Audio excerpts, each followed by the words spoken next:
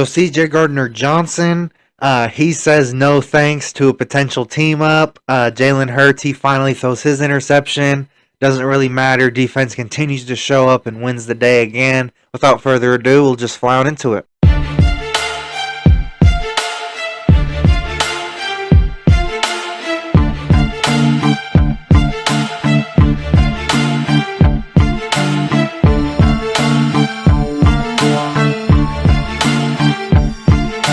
First and foremost, we're going to start off with the injury report. Dallas Goedert was out with an oblique. Matt Hennessy was out with a back injury. Jalix Hunt was out with an oblique. Trevor Keegan was out with a hip injury. Alberto was out with an abdomen. John Ross was out with a concussion. Tyler Steen was out with an ankle. Caden Stearns was out with a knee, and Johnny Wilson was also out with a concussion. And Saquon Barkley was out for load management, I would assume, just to see what the backups are like. Same thing, like his equivalents of that day or however, but I would assume he's fine. Probably just had cramps or however, and that's what I would assume anyway. But CJ Gardner-Johnson, he was in like a little tweet thing or however. There's a guy named Laz or however. He tweeted out that Jalen Mills should come back to Philly, and if so, that he should get the CJ Gardner-Johnson treatment. And CJ Gardner-Johnson himself said, "No thanks, we're loaded. Young guys are ready to do the same thing that he did." So it's basically saying like, "Hey, I'm your replacement. Like fuck off." You know what I'm saying? I mean that's basically what I'm hearing. So like basically like, "Hey, we don't need you, old man. Your time's passed." I mean that's kind of what I'm hearing. Slay picked off Jalen Hurts, being the first pick that Jalen Hurts threw thus far. Honestly, I really don't care. It's literally just practice. I mean, no one's perfect. I mean, Tom Brady threw 6 interceptions in one game, and that's arguably the GOAT, arguably, in terms of skill for skill, accomplishments, all possible things considered. But Eli Ricks, he had an interception on Kenny Pickett. So I mean, he's showing decent things and whatnot. Brandon Graham, he's given us reason to be excited, or however, he had two sacks versus Mulata. And Mulata's, he's a quality opponent, in terms of an offensive lineman. He's quality, so that's nothing to scoff at, or however, that's definitely a good sign. He had 2 sacks against Jordan Mulata. Absolutely good sign that he might have like a big farewell tour season. Absolutely a good sign that'll happen. Cooper DeJean, he said that he plans to play Friday. I mean, I think even though that's a press conference thing or however, I mean that's big defensive news. We got to see him in a game for the Eagles. A lot of sacks were allowed on Jalen. I think within like the first like 2 or 3, 4 passing plays, like I think most of them ended up in sacks basically. So I mean, it's good that the defense is continuing to surge and wake up a little bit. Keely Ringo, he kind of had an off day in coverage. I'll go and post the article as I always do. DeJean, he kind of like beat Covey in a pretty tense 1v1 after practice. He won. Ended up being it rolled an incomplete pass, so he ended up getting the win on that. Jalen Hurts, he throws. Obviously, like on the offensive news part, obviously, he throws his first, training camp pick or however he says in terms of like interceptions. Like it's about time, I mean, I'm not going to try to throw a pick. I mean, I'm going to try not to throw a pick. It's not my fault it hasn't happened. So I mean, in terms of that, I mean, there's only so much you can. Kenny Pickett, garbage confirmed. He keeps overthrowing people, things of that nature. So I mean, again.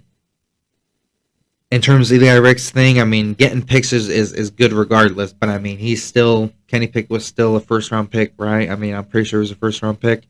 So, I mean, even then, that's still a good sign, or however, on his behalf. But on Pickett, again, makes him look bad. So, I mean, so I'm keeping my same energy, but I mean, if a decent to okay quarterback throws like picks or however and overthrows multiple people, it makes him look bad, and then the corners look good, or the D line look good. He didn't have enough time to throw, so he didn't really judge the power right or whatever. I mean, there's multiple variables or however the case may be, but overall, yeah, I mean, it kind of makes him look bad and makes the corner look good. So Um, Gainwell, it was probably the best day of camp for him. He had like 14 touches, 2 touchdowns. It was definitely a good day for him. He Jalen Hurts, he threw a lot of good passes. Even after the fact of him doing that, he was 7 for 9 after the fact.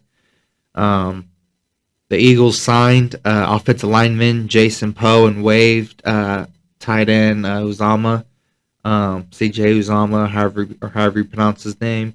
Um, but yeah, I'm pretty sure Jason Poe's wearing like number 59 now, or number 55 or 59 or something. Um, but yeah, I mean, yeah, I definitely prefer old line depth, or however, in case Cam Jurgens, if anything were to happen. But on the bright side, Lane Johnson still has a couple more years. He said that realistically, 2 or 3 more years, realistically, or however, he said that he could play until he's 40, but he still feels like he has 2 or 3 more years left in him, like 40 plus, or however the case. Um, Nia Smith, I think he's still improving. We've been hearing pretty consistent things, or however, like he's been looking better than what he usually has, and things of that nature. Now, in terms of press conferences, um, Jalen Hurts, he said that he's okay not playing in preseason. So in other words, we're not going to see him. It's really just going to be like the rookies, or however. So either way, still going to tune in to see Cjgj, and he said that we're going to get into what he said a little bit later, but um, he tries to learn from everything, or however, every type of situation, and every person that he comes in contact with. And he speaks on how he was like analyzing like the players, and like telling them like, hey, here's what you're good at, or however, here's what I see in you. You know what I'm saying? Yada yada yada, and here's what I need from you, or however, as like being like the leader. So I mean, it's sounding like he's being like more vocal of a leader than what we're used to hearing. Because I mean, unless someone calls him out on his bullcrap, then I don't have a reason to doubt him. Um, he said that he feels better physically, that he had like a little bit of like nicks last year, however, like coming into like the season, or however, that like I said, he feels like a heck of a lot better physically, faster and stronger, and all that good stuff. He praised Kenneth Gainwell's catching ability. He's like, man, there's like a 2 or 3 minute stretch where he was just catching everything, and he was looking ridiculous out there. Um, and then, like I was saying earlier, he said it's about time, in terms of that, in terms of like the interception by Darius Slay. Again, I don't really think too much of it, or however. It was bound to happen. He had every other training camp to do it, but he didn't. So, um, I don't know. Darius Slay, he said that Jalen sees the blitz better, and that he's handling it better, and that he's upgraded him, that Kellen Moore's upgraded him, and that he's a lot smarter and a lot better of a player. However, that he's gotten a lot better over the offseason. Heck yeah, I'll believe it. I'll take it. He said that he baited Hurts for the interception. That Hurts doesn't like it whenever Darius Slay intercepts him and whatnot, but like he'll give him a hug and all that. But it was just playful banter. I don't think much of it. He said that he picks Jalen to have a big season, due to the fact that he basically has to have an MVP type season, in order to win the Super Bowl. And I agree. I think anyone would. And then obviously Lane Johnson, like I said, he said that he could play for a couple more years, things of that nature, pretty realistically. But that he is taking his family into an account, and things of that nature. So um, I think overall everything, training camp wrapping up, and at least like the publicly available, you know what I'm saying? Because like I don't think like the beat writers are going to be able to come to any other practices, or like the walkthroughs, or you know.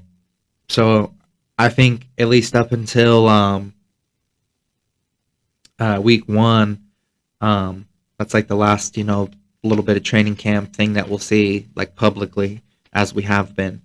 So yeah, all that being said, and explained from my perspective, or however my final thoughts being, it sounds like Jalen's being like more of like a vocal leader and things of that nature, because he's basically telling people like, hey, here's what I need from you, here's what you're good at, you know what I'm saying, I got you, you know what I'm saying, I'm the like, he's sounding more and more like the official leader, not just like the manager. However, like he's sounding more and more like the on-field CEO, like he's supposed to. Heck yeah, I'm liking it. Jalen, I really do think that he's gonna be better in terms of dealing with the blitz and things of that nature. I really like what Cjgj Gardner Johnson said. And I'm pretty sure Howie like okayed that or however, you know what I'm saying? Because I'm pretty sure like he's like what 35, 36 now, at like 34, 35. Jalen Mills, or Jaden Mills or however. BG, he's definitely looking like he's gonna have a big year, like I've been saying like the past few videos, last few days. He's been getting multiple sacks, multiple pressures. You know, he's looking like his young self one last time. I think he has like one last season like that in him, and then obviously he's gonna hang up the cleats or however. So I mean, I hope he can give us 8 to 9 sacks or however. If he can be that guy, heck yeah. If he can give us 9 to 10, you know what I'm saying. 8 to 10, you know what I'm saying. That nice little gray area, that would be absolutely nice.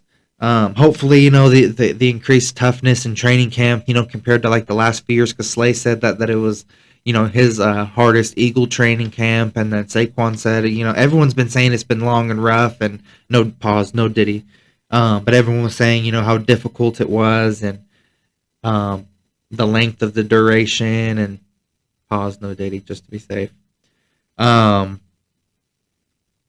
But yeah, I mean, and until I see otherwise, I mean, I really do think that we need another 8 to 10 sack guy until I see otherwise.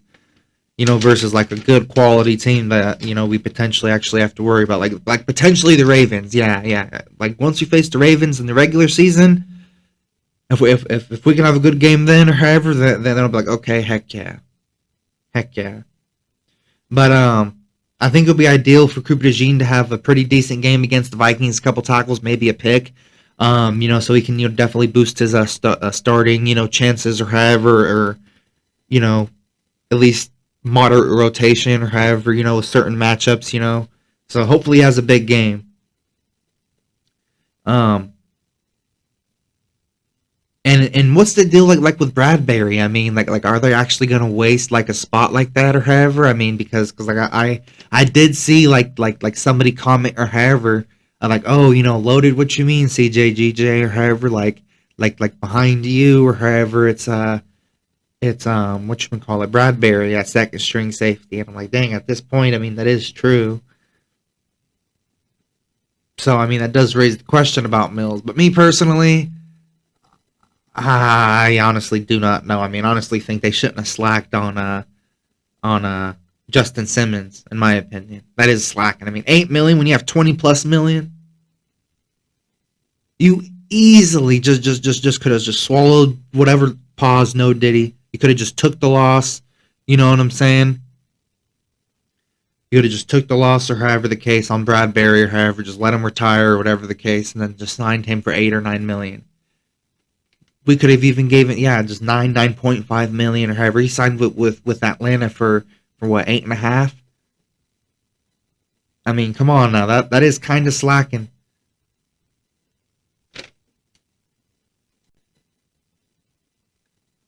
And then the next thing is that Nolan Smith is still looking average. All throughout training camp, all we've seen is just, he's looking okay. He's looking all right. Like, no. And then, like Fangio said, he's in the progress. Huff's still, in the process of learning and, basically a new position and things of that nature. And then Sweat's a question mark. We don't know what he'll produce next year. And can Jordan Davis stay in shape? That's a valid question. We have to see it to believe it, type of thing. And the reason why I ask all these questions and have all these expectations is because NFC champs and just going to the playoffs every year isn't enough. We need Super Bowls. That's what we need. We need Super Bowls. We need rings. Let me explain why. Whenever over the years you've had Shady McCoy, you've had some of the best positional players of all time on your team in their prime, with pretty much everything you need multiple championship caliber teams, or however the case may be, and all you have is one ring to show for it. Of course, there's going to be more hunger to get more. We've had Michael Vick, LaShawn McCoy, Deshaun Jackson. Excuse me.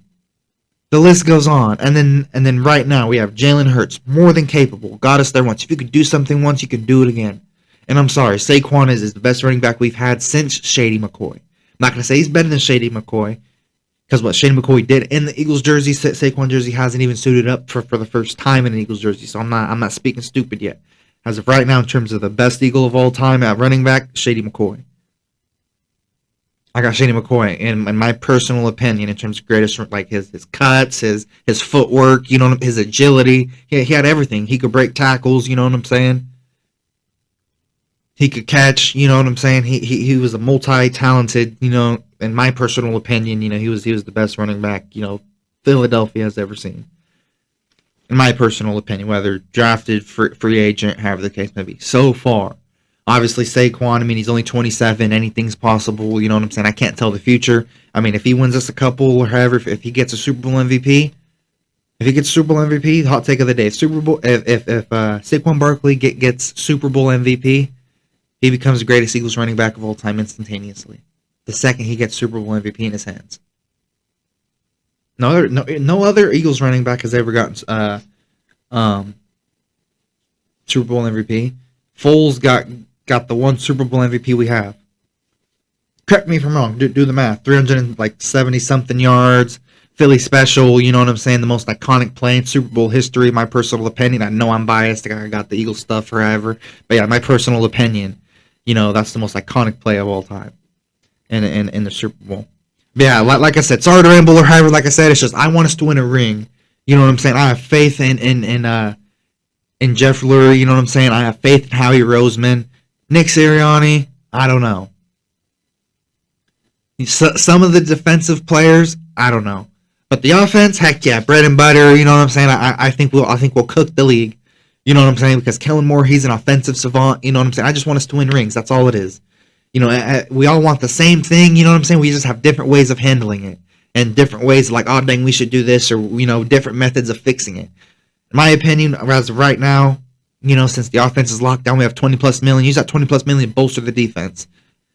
The defensive line or defensive edge, to be specific, to get more sacks.